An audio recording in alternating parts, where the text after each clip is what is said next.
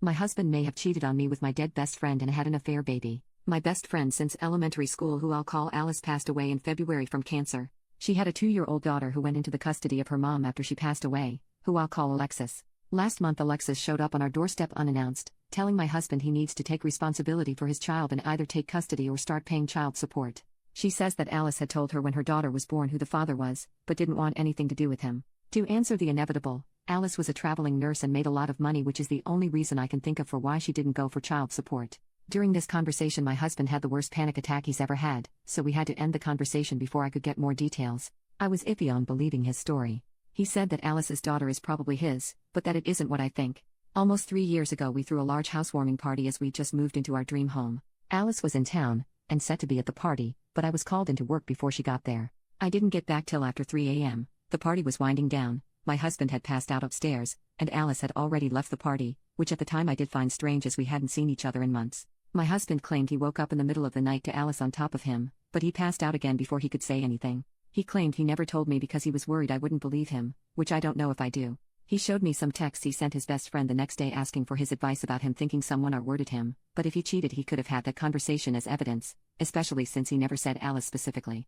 Ever since the party he has been very distant with Alice, and after she had her daughter he would even find excuses not to be around the house when she would visit at all. I don't know if that's because he cheated, or if Alice did actually R-word him and this was his trauma response. Honestly, I don't know what to do. I've known Alice since we were children and she had never come across as that kind of person. But I've also known my husband for over a decade and he's not once ever given the inclination of a cheater. He's an attractive guy and I've seen the looks he gets at the gym and he's never even given more than a glance. What the hell should I do? How do I figure out what the truth is here when Alice isn't even around to defend herself? She never even implied she liked my husband, let alone want to sleep with him. I told my husband he needs to get a DNA test before anything is decided on the child's part, but in the meantime he needs to move out while I think about what I'm going to do here. Relevant comments. Women go decades without admitting when they are R-worded because of fear of people not believing them. I'm gonna be honest, men will go twice as long and preferably take it to the grave because almost always and automatically told it's not even possible for a man to be R-worded. I know you have to go on instinct, but his story makes sense with the text he sent his friend. He also would hope to never be around the woman he is sure R-word him again, which is why he made himself scarce after the fact. If he's a smart man like you claim, he would not have wanted you alone with Alice basically ever because she could reveal an affair. He would have tried to separate your bond. Instead he hid, because she couldn't really say she R-word him. You say she wasn't a fan of his at all. She thought you could do better. So why wouldn't she spin it as he came onto her? It's because she was the one in the wrong. Update: I've come to the realization that my husband is being truthful. My best friend R-worded him. Several people pointed out that with Alice not liking my husband, if it was an affair, she would have told me when she was dying, if only to separate us. You're absolutely right. I was there, in the room while she passed. I held her hands for days, we talked about so much. If it was just an affair, she would have told me. But if she R-worded my husband, she wouldn't have said a word. That's the type of thing horrible people take to the grave. I've also come to the realization that I made a terrible mistake asking my husband to leave for a few days while I gather my thoughts.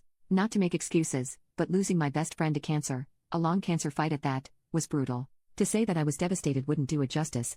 That it happened only 6 months ago, I'm still feeling it every day. So to have this thrown on me, it's like I'm losing her all over again. Either she betrayed me, and F my husband, or she betrayed me and R-worded my husband. Not only have I lost her, but now I've lost the good memories, an entire lifetime's worth. It was impossible for me to look at him and not also see her, and be struck with the horror and realization of that loss all over again. I felt I needed to be able to break down, grieve, and think without the fresh wave of loss I got every time I saw him. As for the baby, we of course spoke with a lawyer, and my husband was very adamant about not having anything to do with the child, but was willing to offer financial support as needed. So we agreed to do a DNA test immediately to prove paternity, and then go from there. To everyone's surprise, Alice's daughter is not my husband's. We ended up testing twice, both very definitive. The first test we performed ourselves as mentioned, and another after Alexis refused to believe the first test, and took my husband to court for child support. For a single second this whole thing made me second guess if my husband was R-worded, that this could have been her way of forcing my husband to admit to an affair. But after talking with Alexis, I don't think that was the plan.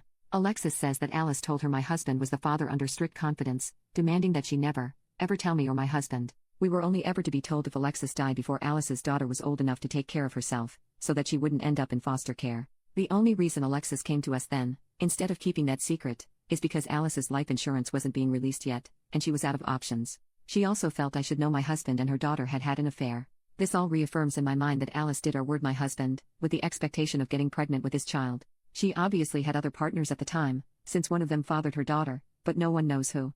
It's clear to me that Alice believed it was my husband. I did suggest Alexis upload a sample to Ancestry, see if any matches pop up, but as Alice traveled all over for work, I don't know that anything will ever come of that. In truth, I've washed my hands of the situation.